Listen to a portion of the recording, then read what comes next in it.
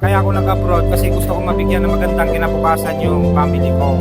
Dumating na din sa point na talagang gusto ko nang umuwi dito sa Pilipinas. Na-scam ako ng 200,000 kasi binalak ko talaga na kinita ko na yung first million ko. Wow. In 1 year only. Ito yung pinaka-special sa akin. Kasama ko yung family ko.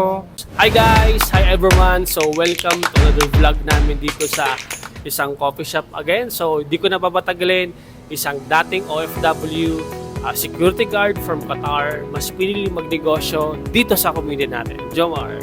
Yes, my name is Jomar Magsayo from Isabela ko and 5 years akong security guard sa bansang Qatar. Oh, so OFW ka sa bansang Qatar for 5 years? Yes, 5 years po. Okay, so ano yung naging dahilan mo bakit ka nag-abroad, Jomar? Yes, ang dahilan ko, kaya ako nag-abroad kasi gusto ko mabigyan ng magandang kinabukasan yung family ko. Oo, yun yung talaga pinaka-reason ko kung bakit ako nag-abroad. Okay, so nagtrabaho ka ba dito sa Pilipinas? Yes, before ako napunta ng Qatar, nagtrabaho ko 10 years ako dito na security guard dito sa Pilipinas. So, kaya naisipan nung mag-ano, kasi magkano lang naman sahod dito sa ano, di ba? Oo, malit lang ang sahod totally dito sa Pilipinas. Siyempre, dalawa yung anak ko na lumalaki na rin pangailangan. Kaya naisip ko na rin na mangibang bansa. Oo. Ano yung mga pinaka-challenges mo sa sa pag-abroad? Yes, unang-unang pinaka-challenges ko nung nag-abroad ako, siyempre yung malayo sa pamilya agad. 5 years ako ron na nangungulila, nag-aalala sa kanila. Nandun ako na talagang yung trabaho ko, sila pa rin yung iniisip ko, ganun. Oo. Ano pa yung mga challenges mo sa abroad? Ito pa yung yung nangyari sa akin doon, na-scam ako ng 200,000 kasi binalak ko talagang lumipat uli ng ibang bansa sa bansang Canada, pero na-scam ako doon. And then, hindi lang yon. Oo, na-COVID pa ako. Dumating na din sa point na talagang gusto ko nang umuwi dito sa Pilipinas kasi unang araw ko pa lang dun sa trabaho ko, mainit agad din abutan ko, alikabok pa.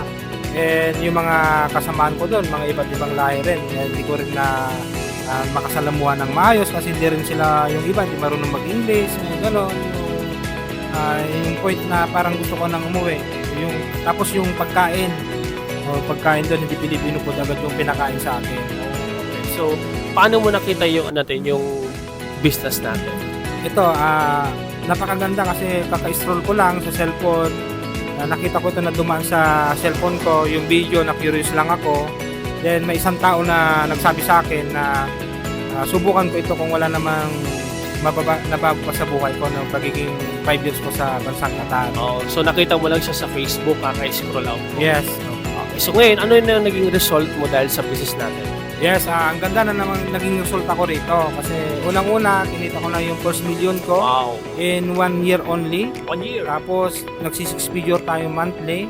And hindi lang yan, ang kagandahan pa dito, ito yung pinaka-special sa akin. Nakasama ko yung family ko, na dati nandun ako sa ibang bansa, na 5 years ako nag-taste doon. Pero ngayon, marami na akong time sa family ko, and nakakapag-travel na rin tayo. Right now, yung isang buwan ko, kumita ako ng 138,000. Wow. Grabe, no? Sa isang buwan. Ang message ko sa lahat ng mga OFW na nakapanood ng video na ito, mag-invest ka sa sarili mo, huwag puro padala. And para ito sa future mo. Yung kinikita mo sa abroad, pwede mo na rin kitain dito. Ako yung buhay na patunay na katulad mo lang ding OFW. Kung nakaya ko, kayang-kaya mo din. Yeah, so to know more about this business, message this page. Bye-bye!